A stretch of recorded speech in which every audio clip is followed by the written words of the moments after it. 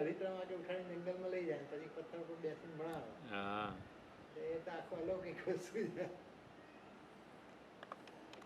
ઓમ સહનાવવતુ સહનૌ ભુનક્તુ સહ વીર્યં કરવાવહૈ તેજસ્વિનાવધીતમસ્તુ મા વિદ્વિષાવહૈ.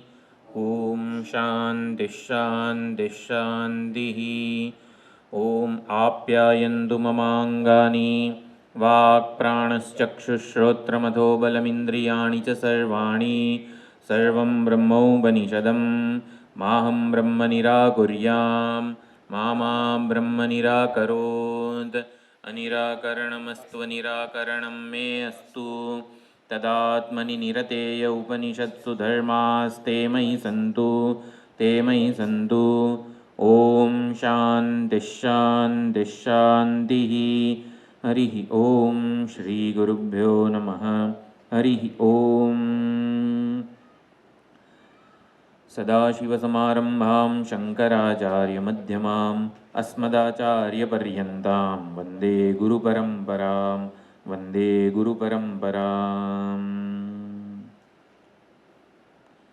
ઓમ યૈરિમે ગુરુભિઃ પૂર્વં પદવાક્યપ્રમાણતઃ વ્યાખ્યાતાः સર્વવેદાન્તાः તાन् નિત્યં પ્रणतोऽस्म्यहम्. ઓમ નમો ભગવતે પ્રજાપતયે બ્રહ્મણે જ્યોતિર્વિદ્યાચાર્યાય સંપ્રસાદાય ઇન્દ્રાય વિનયવતે આત્માન્વિચ્છવે તપસ્વિને શુદ્ધકલ્મષાય ક્ષપિતદોષાય એકશતમ ઉષિતવતે ચ. ઇન્દ્ર અને વિરોચન પ્રજાપતિ પાસે આત્મતત્વના જ્ઞાન માટે જાય છે, રહેલા છે. ગુરુ શુશ્રૂષયા પાપમ એક સુંદર શ્લોક છે. એટલે ગુરુ શુશ્રૂષાથી ઇન્દ્રનું પાપ આવી રીતે ક્ષીણ થયું. ક્ષપિત દોષાય વગેરે બધા જે લક્ષણો છે એ. એટલે ગુરુજીના સાનિધ્યમાં વેદાંતનું શ્રવણ મનન નિધિધ્યાસન થાય, એનાથી જે કંઈ પ્રતિબંધો છે એ બધા નિવૃત્ત થાય. એકશતમ ઉષિતવતે એટલે શ્રુતિએ સામે ચાલીને એક શબ્દ હું તાની એકશતમ સંપેદુહુ એટલે કે ઇન્દ્રને પ્રજાપતિની સભામાં આવી રીતે પ્રજાપતિના આશ્રમમાં રહેતા રહેતા 101 વર્ષ થયા. એકશતમ સંપેદુહુ એવું સાક્ષાત શ્રુતિ માતા પણ કહે છે.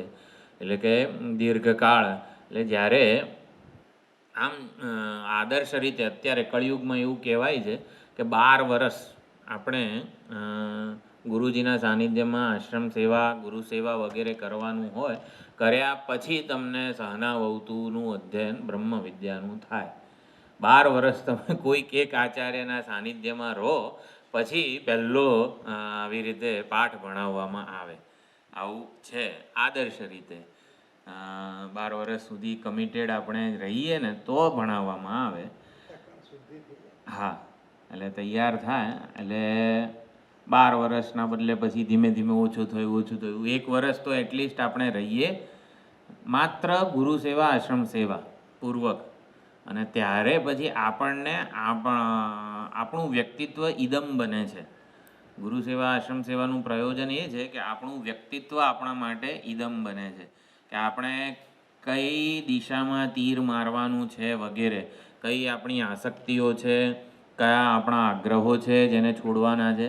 આપણું વ્યક્તિત્વ ઇદમ બને એટલે આપણે આપણા વ્યક્તિત્વ માટે ઓબ્જેક્ટિવ બની શકીએ વગેરે. બધું જે છે આપણા વ્યક્તિત્વમાં રહેલા દોષો, લૂપ હોલ્સ, બધા આસક્તિઓ અને જ્યાં જ્યાં આપણું જોડાણ છે, આ બધી વસ્તુઓ આપણને ગુરુ સેવા આશ્રમ નિવાસ દરમિયાન ખબર પડતી હોય છે. હંમેશા આચાર્યો કહે છે કે આશ્રમ નિવાસ એટલા માટે મહત્ત્વનો છે કે પોતાની સંકલ્પથી પોતે ઈચ્છો એ પ્રમાણે સવારે 3 વાગે ઉઠીને સાધના કરું છું ને જ્યાં ધ્યાન કરું છું, સમાધિ કરું છું, એ બધાને વેદાંતના આચાર્યોને એમાં કોઈ મહાનતા દેખાતી જ નથી. વેદાંતના આચાર્યો અજાતશત્રુ હોય છે. અજાતશત્રુનો એક અર્થ એ છે કે જે કોઈનાથી પ્રભાવિત ન થાય. ગાર્ગ્ય વ્યાવહારિક સ્તરે સૌથી ઉત્કૃષ્ટ સિદ્ધિ ધરાવતો હતો, છતાં પણ ગાર્ગ્યની આટલી મોટી સિદ્ધિથી અજાતશત્રુ જે નિર્ગુણ બ્રહ્મ તત્વના જ્ઞાતા હતા એ આવી રીતે જરા પણ પ્રભાવિત થયા નહીં. આવો આવો મહાત્મા વગેરે એમ એટલે ઉલટાનો એમને આદર આપ્યો વગેરે. તું શું મોટો જાણી લેવાનો, એવું બધું કંઈ કર્યું નહીં. એટલે કે જે અજાતશત્રુનો એક અર્થ જેનો શત્રુ જન્મ્યો નથી એ વાત તો છે જ. અજાતશત્રુનો આપણા માટે અર્થ છે જે કોઈનાથી પ્રભાવિત થતો નથી. ઉપાધિની કોઈ વિશેષતાથી, ઉપાધિના સ્તરની કોઈ વિશેષતાથી જે પ્રભાવિત ન થાય, કારણ કે એની દ્રષ્ટિમાં આત્મતત્વ છે, આત્મનું જ્ઞાન છે જે પોતે નિરુપાધિક છે, ઉપાધિની તમામ વિશેષતાઓથી મુક્ત છે, જે પોતે અશરીરી આત્મ સ્વરૂપે સ્થિત છે.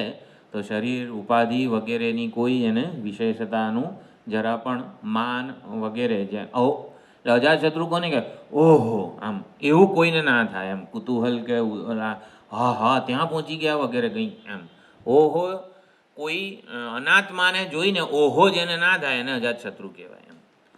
તો શું છે બ્રહ્મ વિદ્યા? હા, એટલે આપણે વિચાર કર્યો 101 વર્ષ સુધી ઇન્દ્ર રહ્યા ત્યારે એમને આ બ્રહ્મ વિદ્યા જે છે ચતુર્થ પર્યાયનો ઉપદેશ પ્રાપ્ત થયો.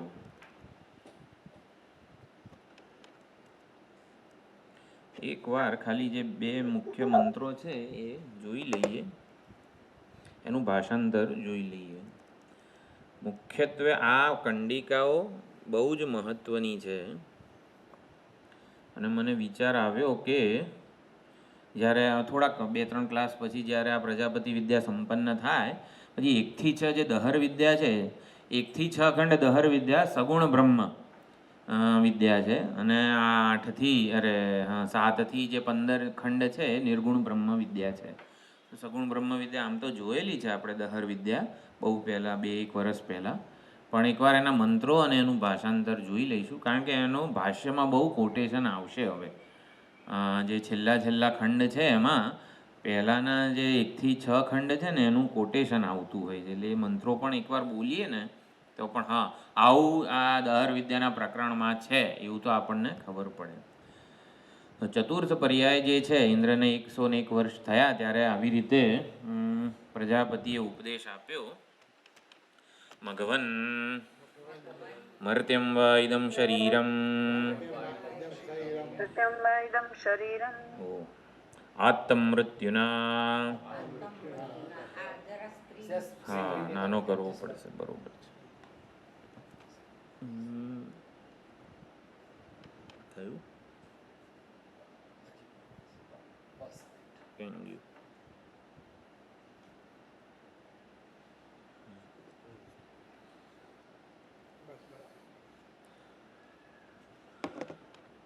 મઘવન મર્ત્યમ વા ઇદમ શરીરમ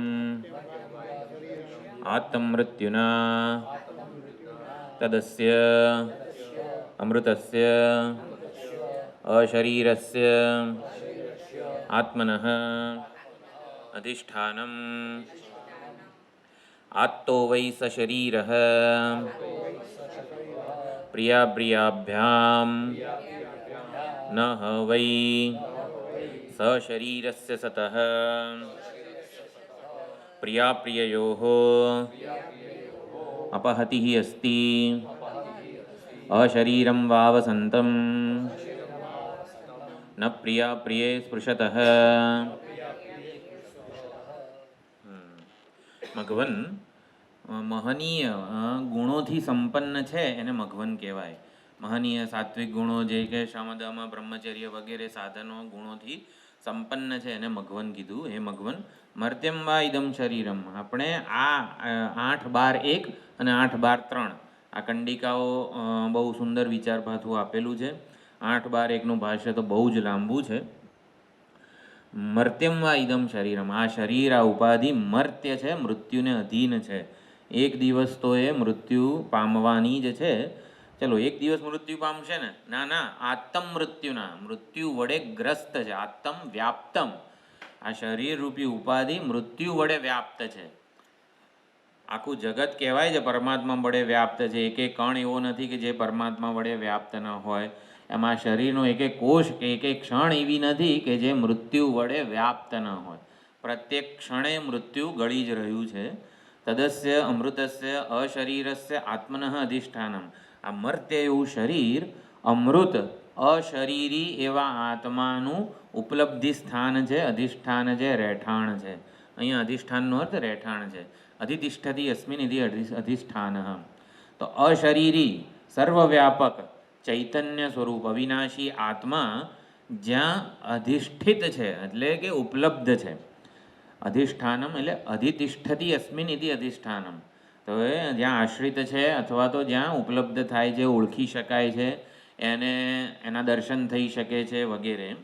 સર્વવ્યાપક જે આત્મા છે, અશરીરી આત્મા છે, આત્મા અશરીરી છે, અમૃત છે, અવિનાશી છે, એનું અધિષ્ઠાન છે. એટલે સર્વવ્યાપકનું જ્ઞાન કઈ રીતે થાય? આકાશનું જ્ઞાન આપણને કરવું હોય પાત્રમાં થાય. હા, આકાશ જે છે એનું જ્ઞાન, સર્વવ્યાપકનું જ્ઞાન એટલે આપણી વૃત્તિ એને ધારણ જ ના કરી શકે. કારણ કે અતદ્વ્યાવૃત્તિથી હુંનું જ્ઞાન થાય. હુંથી અભિન્ન જે વસ્તુ હોય, હા, અતદ્વ્યાવૃત્તિથી હુંથી જે અભિન્ન છે, કારણ કે હું સ્વયં પ્રકાશ છે એટલે સ્વયં પ્રકાશનું જ્ઞાન અતદ્વ્યાવૃત્તિથી થાય. નિર્વિશેષનું જ્ઞાન અતદ્વ્યાવૃત્તિથી થાય. એમાં પોતાનામાં કોઈ વિશેષતા નથી, કોઈ એવી ગુણ નથી. નિર્ગુણ નિર્વિશેષ જે હોય એનું જ્ઞાન અતદ્વ્યાવૃત્તિથી થાય. મારું એટલે હુંનું જ્ઞાન, જે સ્વયં પ્રકાશ છે, સ્વયં સ્ફુરિત છે, એનું જ્ઞાન અતદ્વ્યાવૃત્તિથી થાય. સર્વવ્યાપક જે વસ્તુ છે ને એનું જ્ઞાન કઈ રીતે થાય? તો સર્વવ્યાપક કોઈક એક ઉપાધિના સંદર્ભમાં ઉપલબ્ધ થાય તો એને નિરુપાધિક સ્વરૂપે ઓળખી શકાય. જેમ કે ઘટાકાશ છે, તો હા, આકાશમાં જે ઘટમાં જે આ પોલાણ કે આકાશ કે અવકાશ ઉપલબ્ધ છે એ જ આવી રીતે સર્વત્ર ઉપલબ્ધ છે. એ રીતે ઉપાધિના માધ્યમથી સર્વવ્યાપક આકાશને ઓળખી શકાય. એ રીતે અશરીરી અવિનાશી સર્વવ્યાપક આત્મચૈતન્યને ઓળખવા માટે આ શરીર અધિષ્ઠાન છે, એટલે કે ઉપલબ્ધિ સ્થાન છે. તો અધિષ્ઠાનમ આત્તો વૈ સશરીર પ્રિયાભ્યામ. જે પોતાને સશરીર માને છે, શરીરવાળો માને છે, શરીરના ધર્મો, અવસ્થાઓ, કર્મો, કર્મફળના ભોગ વગેરેથી આક્રાંત માને છે, વિશિષ્ટ માને છે, એ પ્રિય અને અપ્રિયથી આત્ત વ્યાપ્ત છે. એને પ્રિય અને અપ્રિયથી ક્યારેય મુક્તિ ના મળી શકે. અનુકૂળ ઉપાધિ છે એટલે ઉપાધિ પરિચ્છિન્ન કે સીમિત વસ્તુ છે, એટલે એને અનુકૂળ પ્રતિકૂળ સંજોગો, વ્યક્તિ, વસ્તુ, પરિસ્થિતિનો સ્પર્શ રહેવાનો જ છે. ન વૈ સશરીરસ્ય સતઃ પ્રિયાપ્રિયયોઃ અપહતિ અસ્તિ. એકચ્યુઅલી આ બધું જ આ વસ્તુ છે. ન વૈ સશરીરસ્ય સતઃ પ્રિયાપ્રિયયોઃ અપહતિ અસ્તિ. બ્રહ્મસૂત્ર હોય થી માંડીને દરેક ઉપનિષદો હોય, ભગવદ્ ગીતાનું ભાષ્ય હોય, બધા ભાષ્યોમાં આ કંડિકા બહુ જ ઉદ્ધૃત થતી હોય છે. એટલે સશરીરસ્ય સતઃ પોતાને સશરીર માનીશું, એટલે સશરીરતા પોતાનામાં કલ્પિત હશે ત્યાં સુધી પ્રિય અને અપ્રિયની અપહતિ એટલે કે વિનાશ કે અસંસ્પર્શ શક્ય જ નથી. ન વૈ ખરેખર પ્રિય અને અપ્રિયથી છુટકારો મળી શકે નહીં. એટલે આપણે વેદાંત પાસે એવી અપેક્ષા રાખતા હોઈએ કે હું આ જે ઉપાધિ છું એના દુઃખ હે વેદાંત શાસ્ત્રો, હે આચાર્યો, હે ભગવાન તમે દૂર કરો, તો એ સંભવ જ નથી. સશરીરસ્ય સતઃ શરીરને આપણે ધારણ કરીને ઉપાધિમાં અભિમાન ચાલુ રાખીને મારા બધા દુઃખોની નિવૃત્તિ થાય એવું કંઈક ભગવાન કરો તો એ શક્ય જ નથી. સશરીરી અહીં જે ઉપાસકો વગેરેની જે વાત હોય કે વૈકુંઠ લોકમાં, સાકેત લોકમાં, બ્રહ્મલોકમાં વગેરે જાય ત્યાં પણ એમનું શરીર હોય જ છે. ત્યાં સુખનો અતિશય ચોક્કસ છે, સુખનો અતિશય છે, દુઃખ નામની વસ્તુ નથી સાકેત લોકમાં, વૈકુંઠ લોકમાં વગેરેમાં. પરંતુ મન છે ત્યાં, સૂક્ષ્મ શરીર છે, અને એટલા માટે સૂક્ષ્મ શરીરથી જે ત્યાં ગયેલો છે ઉપાસક, અને એટલા માટે જ્યાં સુધી મન વગેરે છે ને ત્યાં અપ્રિયનું સ્મરણ છે. ભલે અપ્રિય વસ્તુઓ ત્યાં ના હોય, પણ અપ્રિય વસ્તુઓનું સ્મરણ ત્યાં છે, કારણ કે એ જ મન લઈને ત્યાં ગયા છીએ. હા, એટલે પ્રિય અને અપ્રિયનું સ્મરણ તો ત્યાં થાય જ છે. અને એટલે એ વૈકુંઠ વગેરે જે લોક છે એને પણ આવી રીતે પુનરાવર્તી વગેરે કીધા. આ બ્રહ્મ ભુવના લોકા પુનરાવર્તિનો અર્જુન. એટલે કે ત્યાં સાતિશય સુખ જ મળે છે. સાતિશય સુખ એટલે સુખ ત્યાંના કરતાં ક્યાંક ઉત્કૃષ્ટ સુખ તો છે જ. એટલે કે સુખથી ત્યાંના મળતા સુખથી કોઈ દિવસ પૂર્ણ સંતોષ આપણને મનને થઈ શકે જ નહીં. હા, સશરીરસ્ય સતઃ પ્રિયાપ્રિયયો અપહતિ નાસ્તિ.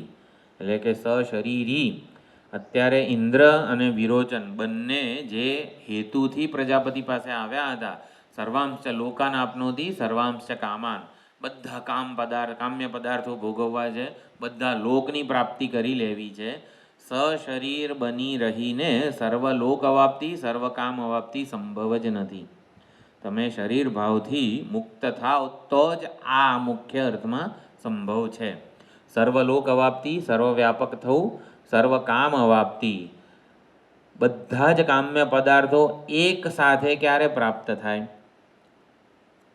બધા જ કામ્ય પદાર્થો, આ લોકથી માંડીને પરલોકના બધા જ કામ્ય પદાર્થો એક ક્ષણે એક સાથે કઈ રીતે ઉપલબ્ધ થાય? શરૂઆતમાં ભાવ.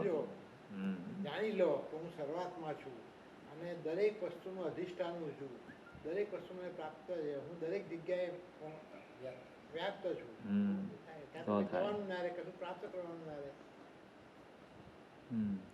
આકાશને બધું સ્પર્શ એટલે બધા જ વિષયોનો વસ્તુઓનો સ્પર્શ છે. આકાશને બધું પ્રાપ્ત છે. તો પછી આકાશને બધા જ એમ લાડુ હોય, જે કંઈ પણ કામ્ય વિષયો જે છે બધા આ લોકને પરલોકના, એ બધા જ આકાશને પ્રાપ્ત છે. એટલે કે એને કામ્ય વિષયોની કામના જ નથી. સર્વવ્યાપક અશરીરી બની રહીને જ આ વસ્તુ સંભવ છે. સર્વ કામ અવાપ્તિ, બધા જ કામ્ય પદાર્થોની પ્રાપ્તિ ક્યારે થાય? આપણે પોતે અશરીરી હોઈએ ને તો. એટલે ઇન્દ્ર અને વિરોચન ભલે એવું સમજતા હતા કે આપણે આવા હું ઇન્દ્ર અને વિરોચન રૂપી ઉપાધિને સર્વ કામ પદાર્થો પ્રાપ્ત થશે, પરંતુ એ સંભવ જ નથી.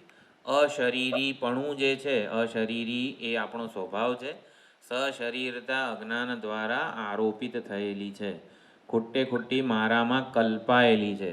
સશરીરત્વ એટલે કે શરીરવાળા, શરીરના ધર્મોવાળા હોવાપણું વગેરે. શરીરની મર્યાદાવાળા પોતાને માનવું એ સશરીરતા અજ્ઞાન દ્વારા કલ્પિત છે, સ્વાભાવિક નથી. એટલે સર્વલોક અવાપ્તિ, સર્વલોકનો આત્મ સ્વરૂપે હોવું. આત્મ સ્વરૂપે હોવું એટલે એને ઉજાળનાર હોવું. અને સર્વ કામ પદાર્થો, જેમ કે સર્વ કામ પદાર્થોની પ્રાપ્તિ થઈ જવી એટલે કઈ રીતે થાય? આપણે વિચાર કર્યો એક તો આ અશરીરી રૂપે. તમારા હાથમાં લાડુ હોય તો મને એ પ્રાપ્તિ થઈ છે એવું કઈ રીતે કહેવાય? હવે એ વસ્તુ છે ને 8:12:3 સમજાવવામાં આવેલી છે. તમારા હાથમાં લાડુ હોય એ મને પ્રાપ્ત થયો જેવું આપણે માની જ ના શકાય. એવું મને ક્યાંથી ખબર પડે? તમારા હાથમાં તમે આનંદ માણતા હો અને મને શું લાગે વળગે એનાથી? તો તમારામાં આ એક ઉપાધિ છે ને, એમાં એ લાડુને જોનારો દ્રષ્ટા છે, પ્રમાતા છે, અને તમારી ઉપાધિમાં એક દ્રષ્ટા છે, પ્રમાતા છે. ઉપાધિ એકબીજા કરતાં આવી રીતે ભિન્ન છે, જુદી છે. પણ એ ઉપાધિનો પ્રમાતા પણ જુદો છે. પરંતુ આ ઉપાધિનો જે સાક્ષી છે, જે એને ઉજાળે છે, એ જ સાક્ષી બીજી ઉપાધિમાં રહીને એ જ લાડુને ઉજાળી રહ્યો છે. સર્વ કામ અવાપ્તિ સાક્ષીના સ્તરે છે. સાક્ષી એટલે કે જે ચૈતન્ય સર્વમાં સમાન રીતે ઉપલબ્ધ છે. જે ચૈતન્ય તમારા હાથના લાડુને ઉજાળી રહ્યું છે, એ જ ચૈતન્ય અહીંયા પણ છે જ. અને એ અર્થમાં સર્વકામ અવાપ્તિ, સર્વલોક અવાપ્તિ છે. બ્રહ્મલૌકિક પદાર્થોને બ્રહ્માજી જે રીતે ભોગવી રહ્યા છે, એને જ હું સાક્ષી થયા ઉજાળી રહ્યો છું, એ મને પ્રાપ્ત જ છે.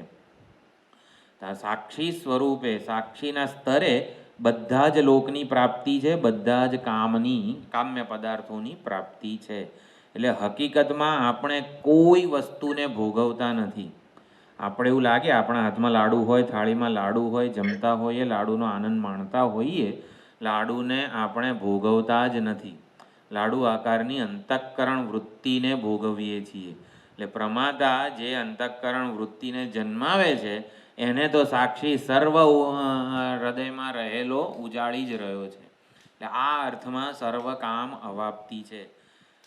ફિઝિકલી સર્વકામ અવાપ્તિની જરૂર પણ નથી અને એ સંભવ પણ નથી. ચૈતન્ય કોઈ પણ વસ્તુને આવી રીતે ઉજાળે ને એ જ એનું ભોક્તૃત્વ છે. ભોક્તૃત્વ, હા. ચૈતન્યસ્ય સાક્ષિત્વમ એવ ભોક્તૃત્વમ. આવું ઐતરેય ઉપનિષદમાં બહુ લાંબા વિચારપૂર્વક આપણે સમજેલા છીએ. ચૈતન્યસ્ય સાક્ષિત્વમ એવ ભોક્તૃત્વમ.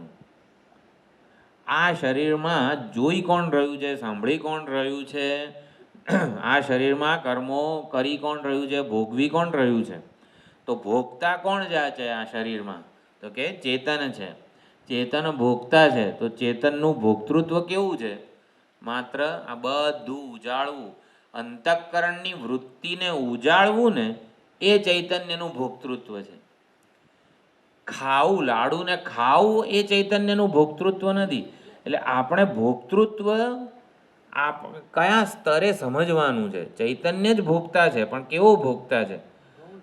હા, ગૌણ ભોક્તૃત્વ કહેવાય. મુખ્ય ભોક્તૃત્વ તો છે જ નહીં. હકીકતમાં પ્રકૃતિના સ્તરે પણ શરીર લાડુ ખાય છે. ચાલો એવું આવું બધું કંઈ આ શરીરનું નામ આ છે, શરીર હવે આ બોલી રહ્યું છે, આવું બધું ના હોય. પણ ભોગતા જે છે ને એ શોધે મળે એવો નથી મુખ્ય અર્થમાં. હા, ભોગતા ચેતન જ છે. ચેતન જ ભોગતા છે. ભોગતા ચેતન છે એના કરતાં ચેતન જ ભોગતા છે. પણ ચેતનનું ભોક્તૃત્વ કેવું છે? સાક્ષી રૂપે હોવા પૂરતું ચૈતન્યનું ભોક્તૃત્વ છે. ચૈતન્યસ્ય સાક્ષિત્વમ એવ ભોક્તૃત્વમ. એટલે આપણે ચેતનનું જે થવું એ થાય. આપણે લાડુને ખાતા જ નથી. આપણે લાડુ આકારની અંતઃકરણની વૃત્તિને માત્ર ઉજાળીએ છીએ. એટલે પણ મોઢામાં સ્વાદ આવે છે ને બધું આવે છે, અને શું કારેલાનું શાક હોય તો નથી મજા આવતી, બધું જ થાય છે. શેના લીધે થાય છે? કામ્ય પદાર્થોને, એટલે પોતાને શરીર માનીને કામ્ય પદાર્થોને પોતાનાથી જુદા માનીએ છીએ. એક ક્ષણે ઈચ્છા જન્મે છે. આ ઈચ્છા જે છે ને એ લાડુમાં સુખનો આરોપ કે લાડુને મારાથી જુદો બતાવે છે. ઈચ્છા ના હોય ને ત્યારે બધા કામ્ય પદાર્થોની પ્રાપ્તિ છે જ. એટલે યહ અકામહ નિષ્કામહ વગેરે કંડિકા આવશે હવે બૃહદારણ્યકમાં. તો આપણે નિષ્કામ હોઈએ ને એટલે આપણને બધું પ્રાપ્ત છે, બધું જ પ્રાપ્ત છે.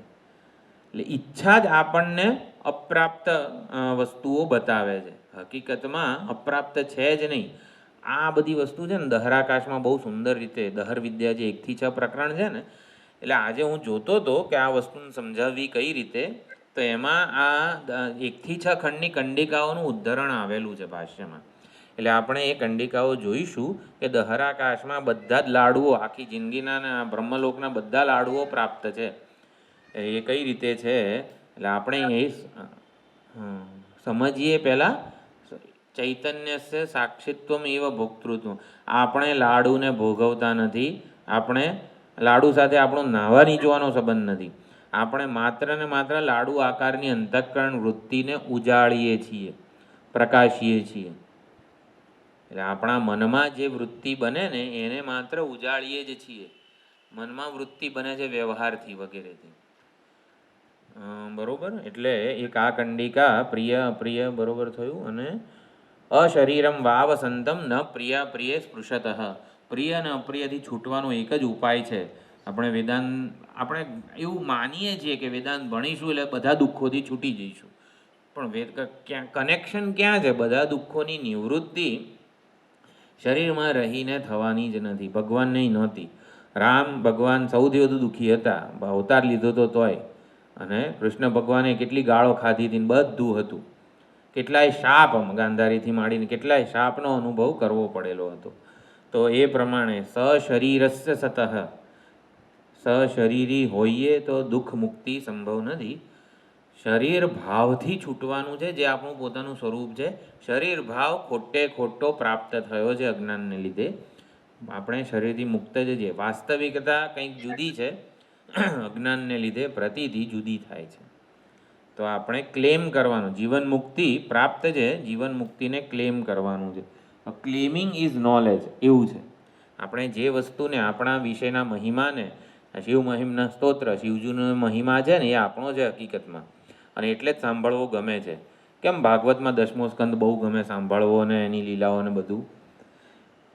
કારણ કે કૃષ્ણ પરમાત્મા હૃદયસ્થ ચૈતન્ય સ્વરૂપે છે, માટે આટલું સાંભળવો વગેરે ગમે છે. તો હવે શું આવ્યું? 8-12-3ની કંડિકાનો ભાવાર્થ ખાલી આવી રીતે જોઈ લઈએ.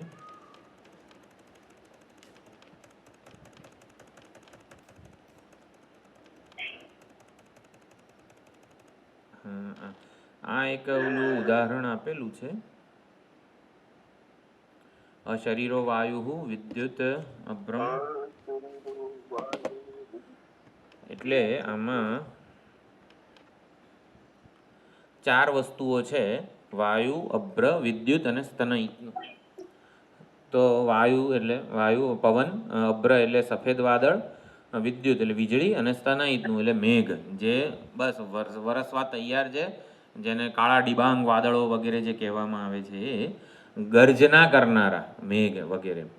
તો આ બધા અશરીર જ છે, પરંતુ અશરીર છે એટલે કે આકાશમાં ભેળસેળ થઈ ગયેલી છે. પરંતુ ગ્રીષ્મના પ્રખર તાપને લીધે એ પોતપોતાનું શરીર કે અભિવ્યક્તિ પ્રાપ્ત કરે છે. ગ્રીષ્મના પ્રખર તાપને લીધે આકાશમાંથી પ્રગટ થાય છે, એટલે કે પોતાના સ્વેન રૂપેણ અભિનિષ્પદ્યતે વગેરે જે છે, પરમ જ્યોતિરૂપ સંપદ્ય. પરમ જ્યોતિરૂપ સંપદ્ય એટલે ગ્રીષ્મનો પ્રખર તાપ જે છે, આ 49-50 ડિગ્રી વગેરે જે થાય છે, એના લીધે આકાશમાંથી આ બધા છૂટા પડે છે. જે આકાશ સાથે એક થઈ ગયા હતા, ભેળસેળ થઈ ગઈ હતી, એ ગ્રીષ્મના પ્રખર તાપને લીધે છૂટા પડે છે. સ્વેન રૂપેણ અભિનિષ્પદ્યતે, પોતાનો જે રૂપ છે. વાયુ જ્યારે આ વરસાદ પડવાનો હોય ત્યારે કેવો ઠંડો વાયુ આમ વાય. અભ્ર એટલે કે સૌથી પહેલાં તો નિર્માણ થાય એ પ્રમાણે, પછી વીજળી થાય, સ્તનયિતનું વગેરે. આ બધું પોતપોતાનું રૂપ પ્રાપ્ત કરે છે. શેના લીધે? એ લોકો તપે છે ને ત્યારે. તો એવી રીતે જ્ઞાનાગ્નિથી તપે આ આત્મા, કે જિજ્ઞાસુ સાધકનો જે વિવેક વિચાર કરે છે, એ જ્યારે તપે ત્યારે આ શરીરથી ઉત્થાન પામે છે. પરમ જ્યોતિરૂપ સંપદ્ય એટલે કે જ્ઞાનાગ્નિમાં એ તપે છે, અહમ બ્રહ્માસ્મિ વગેરે જ્ઞાન પ્રાપ્ત કરે છે. અને એટલે સ્વેન રૂપેણ અભિનિષ્પદ્યતે, પોતાના અશરીરી સર્વવ્યાપક અવિનાશી અમૃત સ્વરૂપે બની રહે છે. અભિનિષ્પત્તિ એટલે બનીને રહે છે, પ્રાપ્ત થઈ જાય છે એ પ્રમાણે. તો આ એની ઓલું હતું, શું કહેવાય, દૃષ્ટાંત હતું. તો 12મી કંડિકા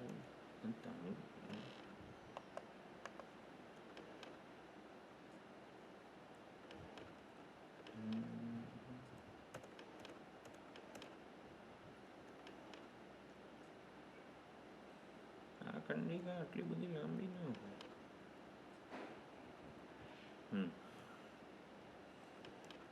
એટલે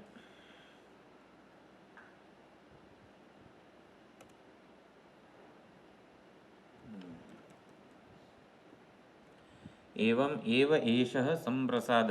આપણે સંપ્રસાદનો અર્થ સાક્ષી કરેલો છે, કે જે પોતે આવી રીતે વિવેક વિચાર કરી રહ્યો છે, શરીરાદિ ઉપાધિથી પોતાનો વિવેક કરી રહ્યો છે. અસ્માત શરીરાદ સમુત્થાય, આ શરીરરૂપી ઉપાધિથી સમુત્થિત થાય છે, સારી રીતે છૂટો પડે છે. શરીરથી પોતાનો વિવેક કરે છે. અસ્માત શરીરાદ સમુત્થાય, તો સાક્ષીનું સમુત્થાન કેવું છે? આમ કાઢીએ છીએ શરીરમાંથી સાક્ષીને, એવું નથી. સાક્ષીનું સમુત્થાન વિવેકાત્મક છે. હા, જ્ઞાનાત્મક છે, વિવેકાત્મક છે. અશરીરી રૂપે રહેવું એ સ્વેન રૂપેણ અભિનિષ્પદ્યતે થાય. સમુત્થાન, સમુત્થાન એટલે સમ્યક ઉત્થાન. ઉઠમણું તો ના કહેવાય, પણ સમુત્થાન જે છે એ કેવું છે? સાક્ષીનું વિવેકાત્મક જ્ઞાનાત્મક છે કે આ ઉપાધિ હું નથી, આ નશ્વર શરીર મર્ત્યરૂપી ઉપાધિ જે છે એ હું નથી.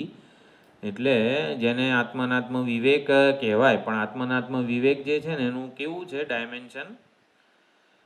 શરીર વગેરે ઉપાધિ આત્માથી જુદી નથી. આ જરાક જુદું છે. શરીરરૂપી ઉપાધિ આત્માથી જુદી નથી. આત્મા શરીરાદી ઉપાધિથી જુદો છે, સ્વતંત્ર છે, વિલક્ષણ છે. હા, B is equal to A is not equal to B. B એટલે બેગર, એટલે કે ભિખારી જે છે એ B is equal to A, એટલે ભિખારી જે છે એ અભિનેતા છે, પણ અભિનેતા ભિખારીથી જુદો છે, સ્વતંત્ર છે. હા, આને અધિષ્ઠાન અધ્યારોપ મસ્થાની સર્વભૂતાની જે કીધું છે એ પ્રમાણે. એટલે આત્મા અનાત્મ વિવેક એટલે આમ આત્મા આમ અનાત્મા, આમ જરા છૂટા પાડીએ ઘઉં ને કાંકરાની જેમ, એવું નથી. આત્મા અનાત્મ વિવેકનું ડાયમેન્શન શું છે? હા, એટલે 3 વિવેક કીધેલા છે. સદસદ વિવેક, દૃગ્દૃશ્ય વિવેક અને આત્મનાત્મ વિવેક. જડ ચેતન વિવેક એવું છે ને. 3 જે શબ્દ છે નિત્ય નિત્ય. હા, બરોબર. એટલે સૌથી પહેલા સદઅસદ વિવેક થાય, પછી નિત્ય અનિત્ય વિવેક થાય, અને પછી આત્મનાત્મ વિવેક થાય. એટલે આત્મનાત્મ વિવેક એ વિવેકની અંતિમ ઓલી અવધિ છે. એટલે સૌથી પહેલા સદઅસદ વિવેક થાય. સદ એટલે 3 કાળે જે રહે છે અને સત વગેરે. સતની વેદાંતમાં વ્યાખ્યા અબાધિતમ, બસ એટલું જ છે. ત્રિકાલે અપી તિષ્ઠતી ઇતિ સત બરોબર છે. ત્રિકાળ વગેરે શરતની જરૂર નથી. જેને એક્ઝેક્ટ વ્યાખ્યા કે એક્ઝેક્ટ લક્ષણ સતનું શું છે? અબાધિતમ. એટલે સત નપુંસકલિંગ છે, એટલે અબાધિતમ સત, જેનો ક્યારે બાદ ના થાય એને સત કહેવાય. અને અસત એટલે અહીંયા મિથ્યા વગેરે અર્થ પણ સમજી શકાય. ત્રૈકાલિક અભાવ જે છે આમ તો એ જ સમજી શકાય.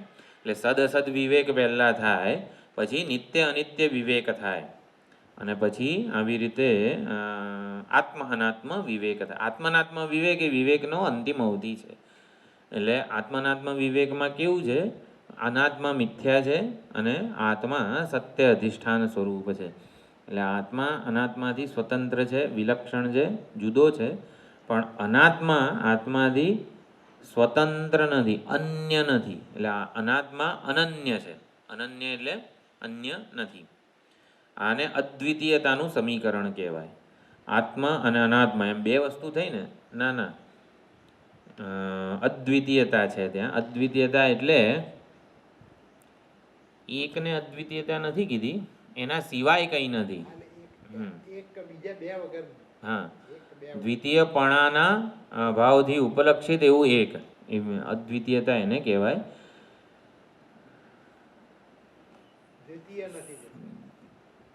દ્વિતીય નથી એને અદ્વિતીય નથી કીધું. દ્વિતીયના અભાવથી જે ઉપલક્ષિત છે એને અદ્વિતીય કીધું છે. ઉપલક્ષિત એટલે કે દુઃખ ન હોવું એને મોક્ષ કે આત્મા વગેરે નથી કીધું.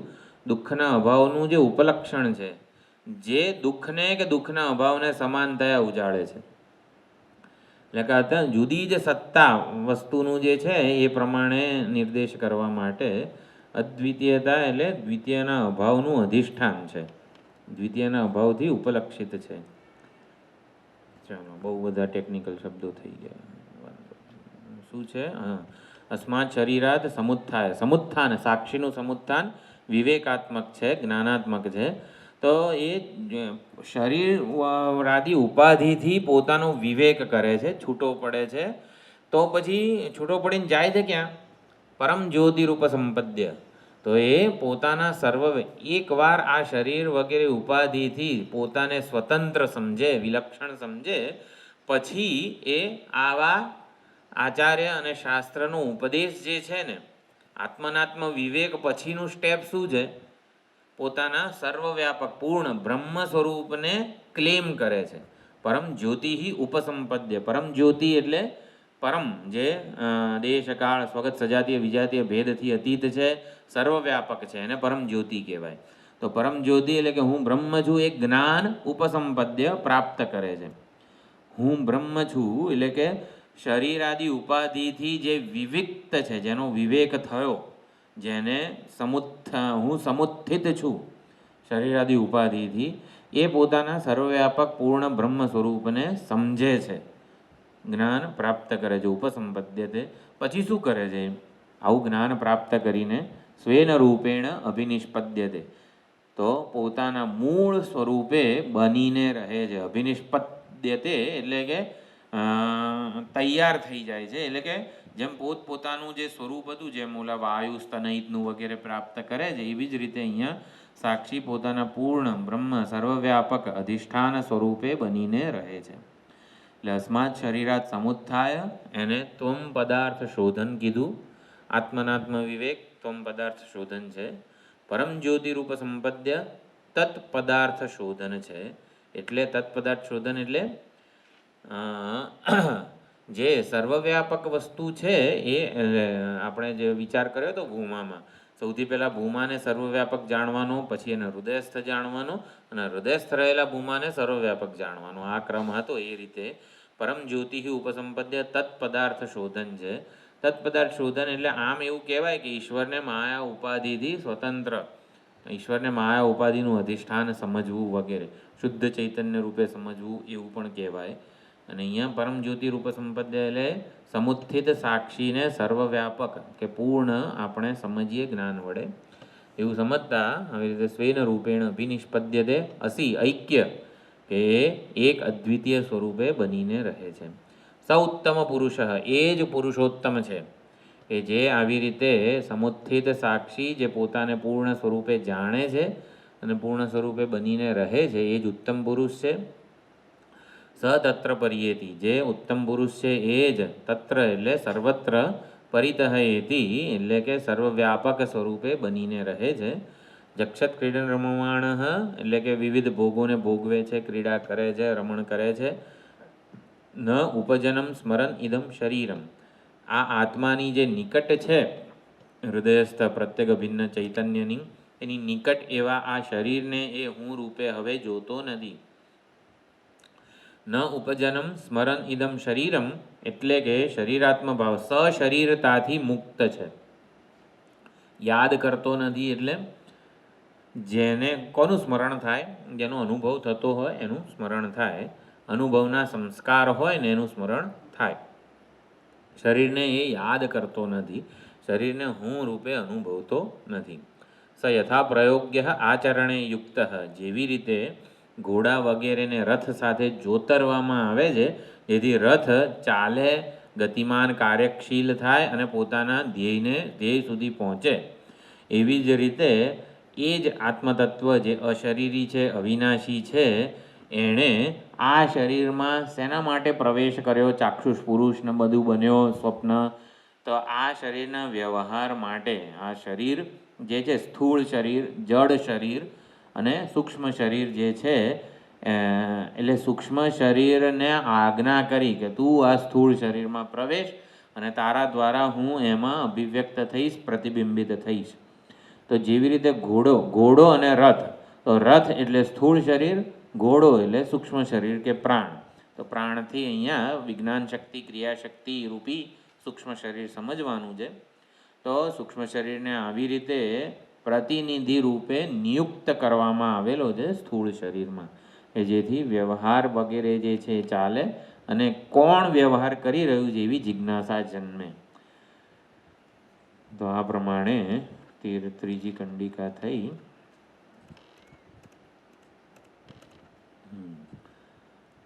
તો આ ચોથી કંડિકા ઉપર આપણે વિચાર કરી રહ્યા હતા. અથ યત્ર એતત આકાશમ અનુવિષન્નમ ચક્ષુઃ,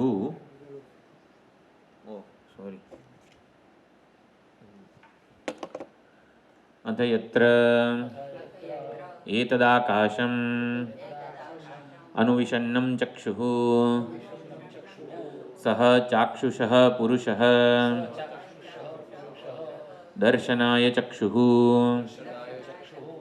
જો અથ યત્ર એતદ આકાશમ અનુવિષન્નમ, આકાશનો અર્થ અહીંયા યૌગિક રીતે, યૌગિક અને રૂઢિ અર્થ આકાશ જે છે એ यौगिक अर्थ એટલે આ સમંતાત કાશતે ઇતિ આકાશઃ, આ સમંતાત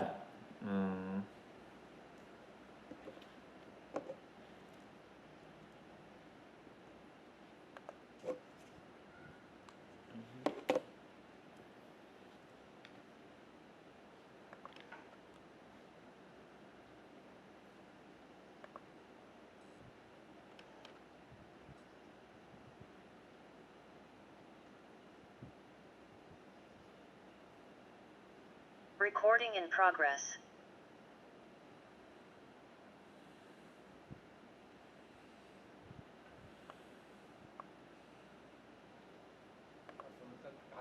કાશતે પ્રકાશતે એટલે આકાશનો અર્થ અહીંયા ચૈતન્ય જે ઉત્તમ પુરુષ છે એ છે સાક્ષી.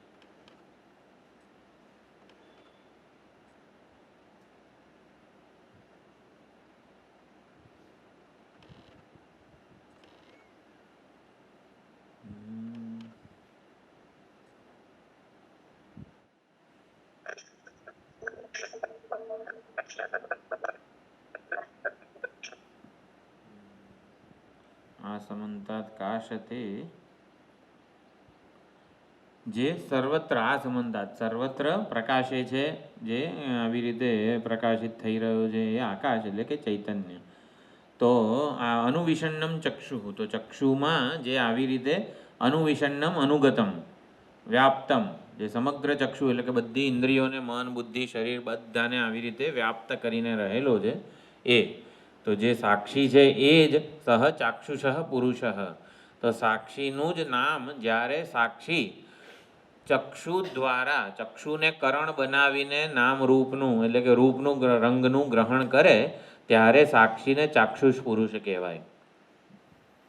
તો સહ ચાક્ષુષ પુરુષ દર્શનાય ચક્ષુ, તો સાક્ષીને રૂપ અને રંગના ગ્રહણ માટે ચક્ષુ કરણ છે, સાધન છે. એટલે સાક્ષી જ હકીકતમાં રૂપ રંગને ઉજાળી રહ્યો છે, પણ એ મફતમાં ના ઉજાળે, એને આવી રીતે ઇન્દ્રિયો જોઈએ, ઇન્દ્રિયોના દ્વારે એ નામ રૂપાત્મક જે વિષયો છે એનો આવી રીતે સંપર્ક કરે છે. દર્શનાય ચક્ષુ, સાક્ષીને જોવા માટે ચક્ષુ કરણ છે. તો સાક્ષીને જરૂર છે ચક્ષુની. નામ રૂપ જે વિષયો છે, રૂપ રંગ શબ્દ સ્પર્શ રૂપ રસ ગંધ વગેરેના જ્ઞાન માટે એ પોતે અવ્યવહાર્ય છે. અવ્યવહાર્ય. ડાયરેક્ટ વ્યવહાર કરી શકે નહીં. એને કંઈક કારણ જોઈએ. એટલે એ સાક્ષી એમ ઉજાળી ના શકે બધું, ડાયરેક્ટ નહીં ઉજાડી. ડાયરેક્ટ ના ઉજાળી શકે. એટલે સામાન્ય ચૈતન્ય તો બધે હોય જાય, વિશેષ ચૈતન્ય તો એ પરતંત્ર થયો ને ઇન્દ્રિયને. એટલે સાક્ષી પ્રકાશ સ્વરૂપ છે, સૂર્ય પ્રકાશ સ્વરૂપ છે, એને વળી આ બધી વસ્તુને ઉજાડવા માટે કોઈની જરૂર પડે? એને જરૂર જ નથી ઉજાડવાની, પોતાની જરૂરિયાત નથી. એ સ્વભાવથી એનો પ્રકાશ છે, સ્વભાવ સ્વભાવ છે. પણ જે ધારો કે અંતઃકરણ એવા મટીરિયલનું છે કે એ એબ્સોર્બ કરી દે અને આગળ પ્રતિબિંબિત કરે. વીજળી જે છે હવા પ્રકાશ ઠંડી ગરમી બધું આપે. જે તે ઉપકરણો હોય એ પ્રમાણે ઉપકરણનો પ્રયોગ થાય ને તો જ વીજળી આ બધું આપે. પણ વીજળીને ઠંડી ગરમી પ્રકાશ વગેરે હવા વગેરે બધું જે છે લેવા દેવા નથી. એટલે આપણે એવું કહીએ કે સાક્ષી શું કરવા આંખની જરૂર પડે, તો બધે ઉજાળે જ છે ને બધાને, એમ એને ક્યાં ઇન્દ્રિયોની પરતંત્રતા છે? એવું નથી. હા, સુષુપ્તિમાં સ્વપ્ન અવસ્થામાં ઇન્દ્રિયો નથી હોતી અને સુષુપ્તિ અવસ્થામાં મન બુદ્ધિ નથી. એટલે ત્યારે તો જો કે પ્રમેય જ નથી સુષુપ્તિમાં, તો ઓલામાં સૂક્ષ્મ પ્રમેય રહેલા છે. એટલે રૂપ રંગ માટે ચક્ષુને અસાધારણ, એટલે ઇન્દ્રિયોની વ્યાખ્યા નૈયાયિકોએ અસાધારણ કરણ એવી કીધી છે. એટલે રૂપ રંગના ગ્રહણ માટે ચક્ષુ અસાધારણ કરણ છે. અને મનને આમાં આગળની કંડિકા આવશે, મન એ સાધારણ કરણ છે. મન વગર પણ એકે વિષયનું જ્ઞાન થાય નહીં. એટલે ચક્ષુ વિષય વસ્તુના આંશિક જ્ઞાનને જ આવી રીતે ગ્રહણ કરે છે. મન સર્વ પાસાને ગ્રહણ કરતો હોય છે. એટલે વિષય ભેદે ઇન્દ્રિયોનો પ્રયોગ અપેક્ષિત છે. રૂપ રંગ માટે ચક્ષુ પ્રમાણ છે, ચક્ષુની કરણ છે, જરૂર પડે. હવે અહીંયા આપણે એક બીજો અર્થ એવો કરેલો, દર્શનાય ચક્ષુહુ. આપણને એવું લાગે છે ચક્ષુ શેના માટે પરમાત્માએ આપી છે? રૂપ રંગના ગ્રહણ માટે. પણ હકીકતમાં આપણે રૂપ રંગના ગ્રહણ થાય, ખુરશી આકારની વૃત્તિ બને, એટલે ચાક્ષુષી વૃત્તિ જે બને છે એને સાક્ષી ઉજાડે છે. ચાક્ષુષી વૃત્તિ પ્રમાતા જે છે, એટલે પ્રમાતા બનેલાને ખુરશી આકારની વૃત્તિને જાણે છે પ્રમાતા. પણ એને એટલે ચાક્ષુષી વૃત્તિને અને પ્રમાતાને જોવા માટે આ ચક્ષુ છે. પ્રમાતાનું જ્ઞાન અને ચાક્ષુષી વૃત્તિનું જ્ઞાન, આ બંનેનું જ્ઞાન સાક્ષીને થાય છે. એટલે હકીકતમાં સાક્ષી વડે આ બધું થાય છે એવી ઓળખ માટે ચક્ષુ છે. દર્શનાય ચક્ષુહુનો એક અર્થ સાદો જ છે કે રૂપ રંગના ગ્રહણ માટે ચક્ષુકરણ છે. આપણે થોડોક આધ્યાત્મિક અર્થ એ લઈએ કે સાક્ષીના દર્શન માટે ચક્ષુ છે. સાક્ષીના જ્ઞાન માટે, સાક્ષીની ઓળખ માટે, સાક્ષીને અર્થાત આપણે જાણી શકીએ એના માટે ચક્ષુ જે છે ને એ કરણ છે. આંખ ના હોત તો દ્રષ્ટાનું જ્ઞાન કઈ રીતે થાત? જેમ કે કોઈ પ્રકાશિત વસ્તુ ના હોય ને તો સૂર્યનું જ્ઞાન ના થાય. પ્રકાશિત વસ્તુ ના હોય તો સૂર્યનું જ્ઞાન ના થાય. કારણ સૂર્ય પ્રકાશે છે. કેમ? કારણ કે આ બધી વસ્તુઓનું જ્ઞાન થાય છે. એવી રીતે ચક્ષુ વગેરે ના હોય તો દ્રષ્ટાનું જ્ઞાન ના, દ્રષ્ટા એટલે પ્રમાતાની વાત છે અહીંયા, એનું જ્ઞાન ના થાય અને એના દ્વારા સાક્ષીને પણ ઓળખી શકાય નહીં. એટલે દર્શનાય ચક્ષુહુ, ચક્ષુ જે છે એ દર્શનને માટે છે, પરમાત્મા અથવા તો સાક્ષીને આવી રીતે ઓળખ માટે. આ દરેકે દરેક ઇન્દ્રિયો, વિવેક ચૂડામણીમાં શ્લોક છે ને, સ્વકીયેષુ વર્તન્તે પ્રેરિતા ઇવ. બધા પાંચે પાંચ વિષયોમાં ઇન્દ્રિયો જેના વડે કેને શીતમ પદ્ધતિ પ્રેષિતમમાં આ બધી ચર્ચા હવે વિચાર પાથું આ જ છે. હા, હવે અહીંયા અથ યો વેદ, એટલે આ યો વેદ જે છે ને, આપણે એકવાર કંડિકા જોઈએ. યો વેદ ઇદમ જિઘ્રાણી ઇતિ સા આત્મા, એટલે દર્શનાય ચક્ષુહુ યો વેદ સહ આત્મા. આ ચક્ષુ દર્શનને માટે જે એવું જે જાણે છે ને એ આત્મા છે, સાક્ષી છે. આ રૂપ રંગના ગ્રહણ માટે ચક્ષુકરણ છે, સાધન છે, એવું જે જાણે છે એ સાક્ષી છે, આત્મા છે. હવે આનું અર્થ શું થયો? આપણે જનરલી ચક્ષુ ઇન્દ્રિય જે છે એની સાથે આપણે તો તાદાત્મ્ય થઈ જતું હોય છે. પણ ચક્ષુ મારા માટે કરણ છે, ચક્ષુ દર્શનને માટે છે, એવું જે જાણે છે, કોણ જાણે છે?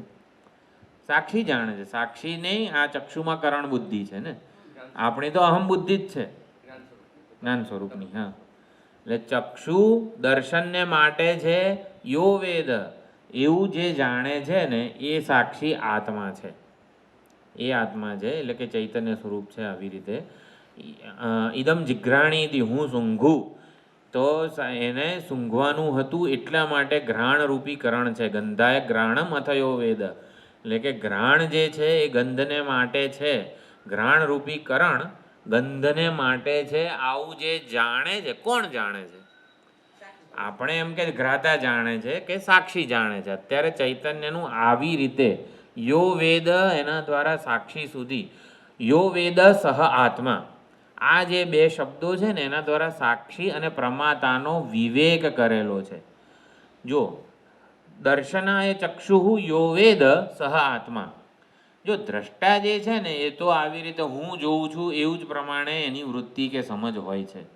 પરંતુ આ ચક્ષુ ને કરણ બનાવીને હું જોઉં છું, રૂપને ઉપલબ્ધ કરું છું, એવું જે જાણે છે એ સાક્ષી છે. દ્રષ્ટા તો આવી રીતે પ્રમાતા જેને કહેવાય એની વાત છે. એ તો આવી રીતે ચક્ષુ સાથે તાદાત્મ્યપન્ન જ હોય છે. અને ચક્ષુ સાથે તાદાત્મ્યપન્ન હોવાથી ચક્ષુની બધી જ મર્યાદાઓ પોતે ઓઢી લે છે. ચક્ષુ આવી રીતે સુંદર સૂર્યોદય જુએ, સૂર્યાસ્ત જુએ તો સુખી થાય દ્રષ્ટા, અને આવી રીતે કંઈ ગટર વગેરે, કંઈ ગંદકી ખાબોચિયા વગેરે જુએ તો દુઃખી થાય.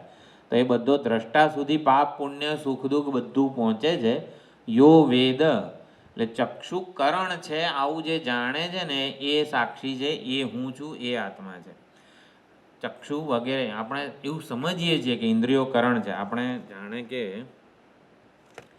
ઇન્દ્રિયોમાં અહમ બુદ્ધિ હોવી અને ઇન્દ્રિયોમાં કરણ બુદ્ધિ હોવી. ઇન્દ્રિયોમાં આપણી અત્યારે સામાન્ય વ્યવહારથી માંડીને અત્યારે જે છે એમાં કરણ બુદ્ધિ છે કે અહમ બુદ્ધિ છે? અહમ બુદ્ધિ. કેમ?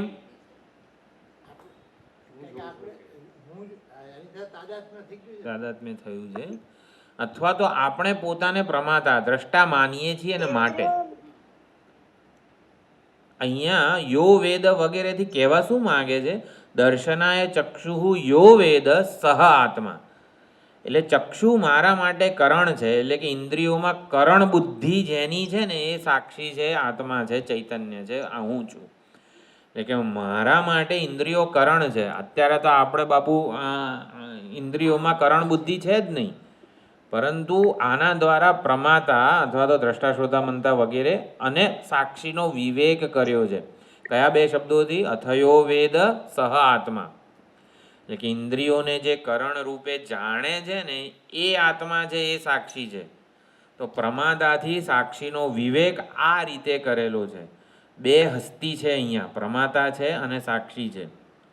પ્રમાતા મુખ્ય અર્થમાં આ બધું જોઈ રહ્યો છે, સાંભળી રહ્યો છે. સાક્ષી પ્રમાતા અને ચાક્ષુષી વૃત્તિને, પ્રમાતા શ્રોતા અને શ્રાવણી વૃત્તિને ઉજાળી રહ્યો છે. શ્રોતા સાંભળે છે, દ્રષ્ટા જુએ છે આંખ વડે, કાન વડે બધું, અને સાક્ષી શું કરે છે? દ્રષ્ટાને અને ચાક્ષુષી વૃત્તિને ઉજાળે છે. હા, પ્રમાતા એટલે અત્યારે ચિદાભાસ, અહંકાર વગેરે સમજી શકાય. દ્રષ્ટા શ્રોતા મનતા વિજ્ઞાતા પ્રમાતા આ બધા અત્યારે અહંકાર કે ચિદાભાસ કે જીવ વગેરે એના સ્થાને છે. એનાથી સાક્ષીનો વિવેક કરવા માટે અથયો વેદ સહ આત્મા આવા બે શબ્દો કરેલા છે. ઓરિજિનલ ઓસી અને આરસી. હા, એટલે અહીંયા યો વેદ એટલે કે આપણે અહીંયા સમજાવવાનું વિચાર ભાથું એ આપે છે કે ચક્ષુ મારા માટે કરણ છે અને શું ઘ્રાણ મારા માટે કરણ છે વગેરે આગળના બધા જે કંડિકામાં કીધેલું છે. યો વેદ અભિવ્યાહરાણી સા આત્મા. હું કંઈક બોલું એટલે કે વાક ઇન્દ્રિયને કરણ બનાવવું એવું જેને છે સંકલ્પ, એ સાક્ષી છે, આત્મા છે. વાક ઇન્દ્રિયને કરણ બનાવીને અભિવ્યાહરાણી એટલે કે શબ્દોનું ઉચ્ચારણ કરવું એવું જેને છે એ આત્મા છે, સાક્ષી છે. તો ઇન્દ્રિયો સાથે મળી જાય ત્યારે એ પ્રમાતા કહેવાય છે.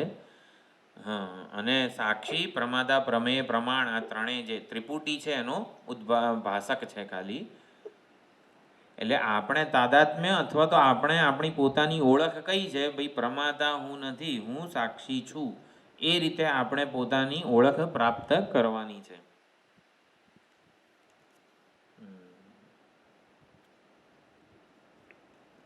એક ગઈ વખતે એક આપણે જોયું હતું, ઘડો છે, ઘડામાં પાણી ભરીએ વગેરે જે ઉદાહરણ હતું. એટલે ઘડામાં પાણી નથી ભરાતું, હકીકતમાં આકાશમાં જ પાણી ભરાય છે. એટલે ઘડો આકાશના આધાર અંશને પોતાનામાં સમેટી લે છે. એટલે એવી ભ્રાંતિ જન્મે છે કે ઘડાએ પાણીને ધારણ કરેલું છે, ગ્લાસે પાણીને ધારણ કરેલું છે. એવી જ રીતે જેમ આકાશનો આધાર અંશ, આધાર આપનાર એકમાત્ર આકાશ છે, ઘડો બળો કંઈ નથી. એવી જ રીતે આકાશના આધાર અંશને ઘડો પોતે સમેટે છે. એવી જ રીતે સાક્ષીના આ ચેતન અંશને, પ્રકાશવાપ વગેરે જે અંશ, જ્ઞાન અંશને આ પ્રમાતા વગેરે ત્રિપુટીઓ છે પોતાનામાં સમેટી લે છે. એટલે ત્રિપુટીઓ પ્રમાતા વગેરે જે છે પોતે કંઈ ઉજાળતા નથી, પરંતુ સાક્ષીના જ્ઞાન અંશને પોતાનામાં ધારણ કરેલું બતાવે છે. એટલે આપણને એવું લાગે છે કે પ્રમાતા કાન વડે સાંભળે છે, આંખ વડે જુએ છે. હકીકતમાં એવું નથી. ઘડો પાણીને ધારણ કરતો નથી, આકાશ જ ધારણ કરે છે. એવી રીતે પ્રમાતામાં જે જ્ઞાન અંશ છે એ સાક્ષીનો છે, અને એટલે એ જ હકીકતમાં પ્રમાતા વગેરે ઔપાધિક રૂપો ધારણ કરીને આ બધું જ્ઞાન પ્રાપ્ત કરે છે, ઉજાળે છે. જ્ઞાન પ્રાપ્ત કરે છે અથવા ઉજાળે છે. એ ત્રિપુટીઓનો બધો જ વ્યવહાર સાક્ષીની સિદ્ધિ કરે છે. એટલે આપણા માટે ત્રિપુટીઓ સાધન બનવી જોઈએ. ત્રિપુટીઓ અત્યારે હુંનો અભિન્ન અંગ બની ગઈ છે, તો ત્રિપુટીઓને સાધન બનાવવાની છે, કરણ બનાવવાની છે. અહમ બુદ્ધિ નહીં, કરણ બુદ્ધિ કરવાની છે. પ્રમાતા પણ કરણ જ છે. પ્રમાતા કરતા નથી, કરણ છે. પ્રમાતામાં કરતા બુદ્ધિ, કરતા એટલે ક્રિયાનો આશ્રય રૂપી. જુએ છે કોણ? દ્રષ્ટા જ જુએ છે ને. હકીકતમાં દ્રષ્ટા તો બરોબર બધું. હા, શું હતું? પ્રમાતા જોતો નથી, સાંભળતો નથી, બચારો એ તો કંઈ કરતો જ નથી, તો સાક્ષીએ કંઈ કરતો નથી. તો વ્યવહાર બધો ખોટો ભ્રાંતિપૂર્વકનો થઈ રહ્યો છે. જેને શું કહેવાય? અધ્યાસાત્મક જ છે વ્યવહાર. ત્રિપુટીઓનો સર્વ વ્યવહાર વિવેકી સાધક માટે સાક્ષીની સિદ્ધિ કરે છે. એટલે બધો વ્યવહાર થાય ને ત્યારે આપણે શું જાણવું? બધી વસ્તુઓ જણાય છે. અલા સૂર્ય પ્રકાશે છે, એટલે બધો વ્યવહાર થાય છે, સાક્ષી જ્ઞાન સ્વરૂપે પ્રકાશી રહ્યો છે એવું. તો આ એક કંડિકા પ્રતિબોધ વિદિતમ મતમ જેવી હતી. આનું ભાષ્ય જોવાનું બાકી છે ને.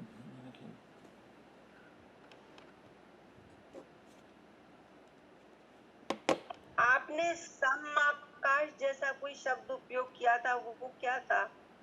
कौन सा? पहला शब्द सम आकाश. आकाशम समुत्थान शब्द समाकाश ऐसा कुछ किया, समुत्थान नहीं था. आ समन्तात प्रकाशते इति आकाशः. आकाश का अर्थ असमानतात नहीं, आ आंग उपसर्ग है, आंग करके आंग आ समन्तात प्रकाशते काशते प्रकाशते इति आकाशः. तो चैतन्य का अर्थ એટલે શું થયું? હંમેશા પ્રકાશિત હોતા હૈ. हाँ, आ समन्तात हाँ स्वयं प्रकाश છે, જે સ્વયં પ્રકાશ છે અને સર્વત્ર પ્રકાશે છે. આકાશ માટે તમે યુઝ કરો. અત્યારે આકાશનો અર્થ ચૈતન્ય છે. આત્મા છે, આત્મા છે આકાશનો અર્થ. એટલે મેં કીધું રૂઢિ અર્થ અને યૌગિક અર્થ. તો અત્યારે આકાશનો યૌગિક અર્થ લેવાનો છે. રૂઢિ અર્થ તો આ જે આકાશ દેખાય છે એ છે.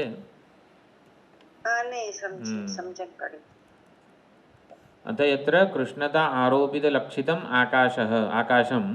એટલે કે આ કૃષ્ણતા આરોપિત, આ આંખની જે કીકી છે, આંખની કીકીમાં રહેલું આકાશ. આંખની કીકીમાં આકાશ છે એટલે શું? ચૈતન્ય છે એમ. દેહચ્છિદ્રમ અનુવિષણ્યમ.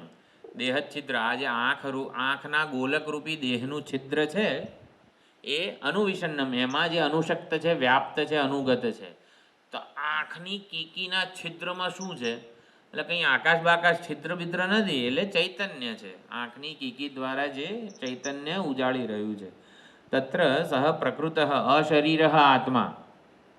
એટલે આંખની કીકી કૃષ્ણતા એટલે કે કાળા રંગનું આરોપ જે થયેલો છે, કાળા રંગનું આંખનું ગોલક, એમાં જે આકાશ છે એટલે ચૈતન્ય છે. એમાં જે અનુગત છે સહ પ્રાકૃત અશરીર આત્મા.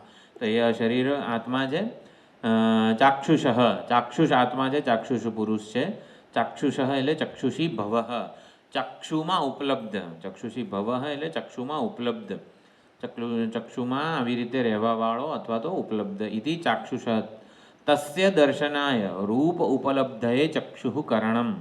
તો આંખમાં જે ચૈતન્ય અનુગત છે એને રૂપની ઉપલબ્ધિ થાય. અહીંયા ચાક્ષુષ પુરુષ કે ચાક્ષુષ આત્મા એટલે સાક્ષી એવું સમજીએ. તો એને રૂપની ઉપલબ્ધિ થાય એના માટે ચક્ષુ કરણ છે. યસ્ય તદ દેહાદિભિ સંહતત્વાत् પરસ્ય દૃષ્ટુઃ અર્થે. તો ચક્ષુકરણ કોના માટે છે? તો પરસ્ય એટલે ચક્ષુ કરણ કોના માટે છે? પોતાના કરતા જુદા એવા કોઈક દ્રષ્ટાના માટે છે. પોતે દેહાદિભિ સંહતત્વાत्, ચક્ષુ પોતે દેહાદિ સાથે સંહત છે, સંઘાત રૂપ છે. દેહાદિનો અવયવ એક છે. તો એ ચક્ષુરૂપી દેહાદિના અવયવ કે કરણ જે છે એ એનાથી જુદા એવા કોઈક ચૈતન્યના માટે છે. ચક્ષુ નામ રૂપના ગ્રહણ માટે ભગવાને નથી આપી. શેના માટે આપી છે? પરસ્ય દ્રષ્ટુઃ અર્થે. જે પરમાત્મા કે જે ચૈતન્ય છે, જે દ્રષ્ટા જે આંખ કરતાં જુદો છે, અસંહત છે ચેતન છે, એના જ્ઞાન માટે આપેલી છે. સહ અત્ર ચાક્ષુષ પુરુષની ઓળખ માટે ચક્ષુ આપેલી છે એવું છે. સહ અત્ર ચક્ષુષી દર્શનેન લિંગેન દૃશ્યતે. એ ચક્ષુ જ્યારે આ જુએ છે એટલે એ લિંગ વડે ચાક્ષુષ પુરુષ જણાય છે, દેખાય છે એટલે કે ઉપલબ્ધ થાય છે, જણાય છે. પરહ અશરીર અસંહત. સાક્ષી કઈ રીતે ઉપલબ્ધ થાય છે? ચક્ષુ જુએ ને એના દ્વારા સાક્ષી દૃશ્યતે. કઈ રીતે? પરહ અશરીર અસંહત. અસંહત એટલે શરીરનો ભાગ નથી, શરીરમાં રહેલો નથી અનુભવાતો આપણને. અશરીર એટલે કે શરીર કરતાં જુદો જ છે. પરહ તો પર છે, જુદો છે. અક્ષિણી દૃશ્યતે. સાક્ષી અને ચક્ષુના વચમાં દ્રષ્ટા નથી આવતો. પ્રમાતા દ્રષ્ટા આવે ને, એ આવે ને પછી સાક્ષી બરોબર છે, કેમ કે કરણ જે ચક્ષુ છે એ કરણ દ્રષ્ટા માટે છે અને બંનેને ઉજાડનાર ચૈતન્ય છે એવું ના કહેવાય. પ્રમાતા કે દ્રષ્ટા સાક્ષી માટે કરણ છે. પ્રમાતા કે દ્રષ્ટા સાક્ષી માટે કરણ છે. હા બસ, મતલબ એ વચમાં જોઈએ એટલે એ પણ કરણ જ છે. જેમ કે ઘડો કાર્ય છે, માટી કારણ છે. હા, પછી માટી બી કાર્ય છે પૃથ્વીનું. તેવી રીતે ભલે પ્રમાતા કે દ્રષ્ટા પ્રમાતાને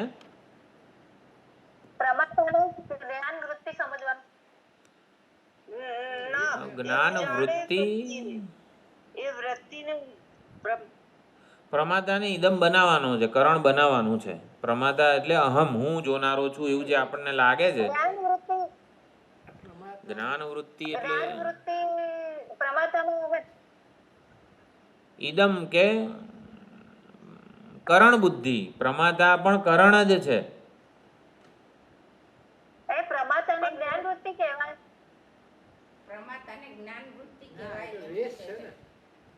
જ્ઞાન વૃત્તિ અહમ વૃત્તિ એટલે પ્રમાતા. સાભાસ અહમ વૃત્તિ એ પ્રમાતા છે. અહંકાર જેને કહેવામાં આવે છે એની જ આ પ્રમાતા છે. એટલે અહંકાર પણ ઇદમ છે, અહમ નથી એમ. પ્રમાતા એટલે સાભાસ અહમ વૃત્તિ. અહંકારનું કાર્ય અહમ વૃત્તિ નથી. અહમ વૃત્તિ એટલે જ અહંકાર. હા, ઇદમ લાગે છે કે અહંકાર એક છે, પછી અલગ અલગ વૃત્તિઓ આવે, એ બધી ઇદમ છે.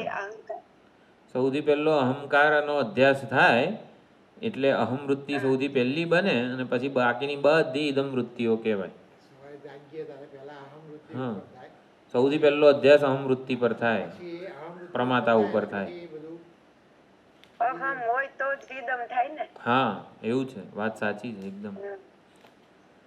હા, આપણે શું ચક્ષુહુ એટલે ચક્ષુ કોના માટે છે? દ્રષ્ટા કોના માટે છે? બંને કરતા પ્રમાતા પણ આ શરીરની અંદર જ, બહાર ક્યાંય દેખાયો આપણને નહીં. એટલે જ ચક્ષુ કોના માટે છે? આના દર્શનાય ચક્ષુ. કોના દર્શન માટે? અસંહત જે છે, પરસ્ય દ્રષ્ટુ અર્થે. ચક્ષુ અને પ્રમાતા કરતા જુદો, દ્રષ્ટા કરતા જુદો જે છે એના માટે છે, એના જ્ઞાન માટે. પરહ અશરીર અસંહત. જે સંહત અને સંહત એટલે સંઘાત, અને અસંહત એટલે સંઘાત કરતા જુદો, સંઘાતથી સ્વતંત્ર જે ચૈતન્ય છે. એ ચૈતન્ય માટે અસંહત શબ્દ વપરાય, શરીર માટે સંઘાત કે સંહત શબ્દ વપરાય, અશરીરી ચૈતન્ય માટે અસંહત શબ્દ વપરાય. અશરીર અસંહત. અક્ષિણી દૃશ્યતે ઇતિ પ્રજાપતિના ઉક્તમ સર્વેન્દ્રિય દ્વારા ઉપલક્ષણાર્થમ. ભગવાને પ્રજાપતિએ કીધું યશ અક્ષિણી દૃશ્યતે, અક્ષિણી પુરુષો દૃશ્યતે, એશ આત્મેતિ હોવાચ. અક્ષિણી પુરુષ દૃશ્યતે, તો એ જે કીધું છે આંખમાં જે ચેતન પુરુષ દેખાય છે એ આત્મા છે એવું પ્રજાપતિએ કીધું. એટલે આંખ દ્વારા સર્વેન્દ્રિય ઉપલક્ષણા, સર્વ ઇન્દ્રિયો સમજી જવાની. કાનમાં જે શ્રોતા રૂપે જણાય છે કે નાકમાં જે ઘ્રાતા રૂપે જણાય છે એ રીતે. સર્વ વિષય ઉપલબ્ધા હિ એવ સહ, બધા આ સાક્ષી જે છે સર્વ વિષયોનો ઉપલબ્ધા છે. સ્ફુટ ઉપલબ્ધિ હેતુત્વાત અક્ષિણી ઇતિ વિશેષ વચનમ સર્વશ્રુતિષુ. તો યહ એષ ઘ્રાણે દૃશ્યતે સ આત્મા. હવે નાકમાં જે દેખાય છે ચેતન એ આત્મા છે. તો નાકમાં જાણે કે આપણને આમ ચેતન આમ જરાક ઓછું લાગે એટલે માટે અક્ષી કે ચક્ષુ એવું કીધું છે, અક્ષિણી એવું. સ્ફુટ ઉપલબ્ધિ હેતુત્વાત, સાક્ષાત એને આપણે ઓળખી શકીએ ને એના માટે. સર્વશ્રુતિષુ અહમ અદર્શમિતિ તત્ સત્યમ ભવતી. આ કઈ શ્રુતિ છે? યાદ આવે છે કઈ? અહમ અદર્શમ. આઈ થિંક મેં બધા આ ઓલું વામદેવ બોલે છે, મેં બધાને જોઈ લીધા, બધા દેવતાઓને જોઈ લીધા. કૌશિક નીચે આપેલું છે, નીચે આપેલું છે, બુકમાં નીચે આપેલું છે. આમાં એક લખે છે ને ટીકા. મારામાં કેમ નહીં દેખાતું? એક નથી, આ તો અવતરણ ચિહ્નો છે. જે હોય ચાલો. હા, અથાપી આ વામદેવનું વાક્ય લાગે છે, અહમ અદર્શમ ઇતિ. અથાપી યહ અસ્મિન, એટલે એમાં વાક્યમાં શું છે? અહમ અદર્શમ કીધું છે. મેં સૂંઘી લીધું એવું નથી કીધું, મેં જોઈ લીધું બધું એમ. એટલે કે આંખ દ્વારા જલ્દીથી સાક્ષી કે ચેતનનું જ્ઞાન થાય, જે માટે આંખનું ઉપલક્ષણ સર્વ ઇન્દ્રિયો સમજવાની.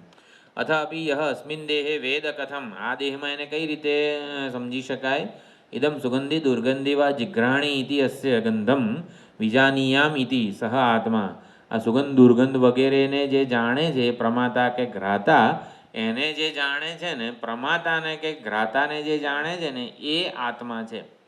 તસ્ય ગંધાય ગંધ વિજ્ઞાનાય ઘ્રાણમ, એના ગંધ માટે આ ગંધ વિજ્ઞાન પ્રાપ્ત થાય એના માટે ઘ્રાણ રૂપી કરણ છે.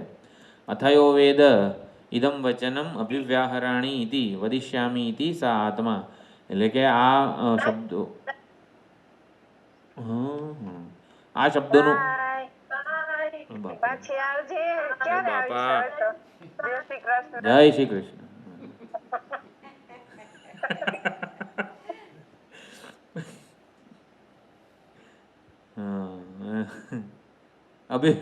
શું છે? હું આ બોલું, શબ્દોનું ઉચ્ચારણ કરું એવું જે આત્માને થાય છે એ આત્માની ક્રિયા સિદ્ધિ માટે વાક ઇન્દ્રિય કરણ છે. ટૂંકમાં આ કંડિકાનું તાત્પર્ય એવું છે કે ઇન્દ્રિયો કરણ છે આપણા માટે, સાક્ષી માટે. પ્રમાતા પણ કરણ જ છે, અહમવૃત્તિ પણ કરણ જ છે. આ બધું જ્ઞાન પ્રાપ્ત થાય એના માટે. અથયો વેદ ઇદમ શૃણવાની શ્રવણાય શ્રોત્રમિતિ. હવે છેલ્લી જે છે આ અથયો વેદ ઇદમ મન્વાની ઇતિ સહ આત્મા મનઃ અસ્ય દૈવમ ચક્ષુઃ સવા એષઃ એતેન. અનમ્યુટ એમની જાતે કઈ રીતે થઈ જાય છે? એની દર વખતે થઈ જાય છે, ખબર નથી પડતી. દૈવેન ચક્ષુષા મનસા એતાન કામાન પશ્યન રમતે. અથયો વેદ, હવે જે ઇન્દ્રિયો જે છે એવી જ રીતે મન દૈવ ચક્ષુ છે, એટલે કે દિવ્યકરણ છે. મનરૂપી દિવ્યકરણ આત્માને પ્રાપ્ત થયેલું છે. ઇદમ મનવાની, હું મનન કરું, હું કંઈક વિચારું, સંકલ્પ વિકલ્પ કરું વગેરે, તો એવું જેને થાય છે એ આત્મા છે. ચેતન જે આવી રીતે મનન વગેરે કરે છે એ આત્મા છે. મનઃ અસ્ય દૈવમ ચક્ષુ, તો મન એના માટે દિવ્ય ચક્ષુ છે.